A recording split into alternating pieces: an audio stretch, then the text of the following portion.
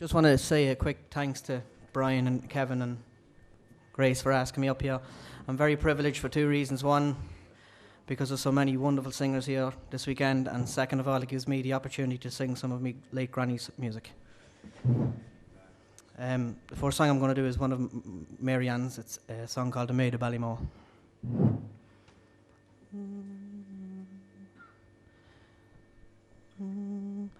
Oh, you lads and lassies all around, give ear unto my song, and if you pay attention, I won't delay long. It's of a pretty fair maiden I do adore, and I'd style her the phoenix of the maid of Ballymore. Well, the first time I saw this maid, to tell you the truth, I've been young and airy in the bloom of my youth. Her beauty yet enticed me and wounded me sore, that I dreamt all night on the maid of Ballymore. It was early one morning, just at the break of day.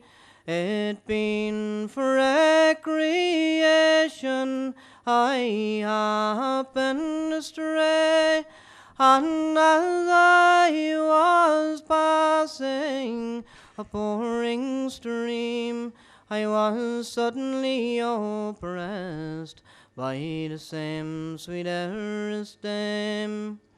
Good morning, you are my heart's delight, and since you have enticed me by your beauty bright, and if you won't release me, and that speedily, why, I'm sure a sudden death, love, will be made a decree.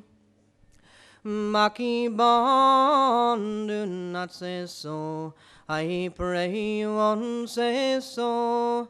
And as for an answer to my parents, you must go, and if they will consent, love, that I'm to be your bride, why, I'd marry you tomorrow, love, whatever will betide.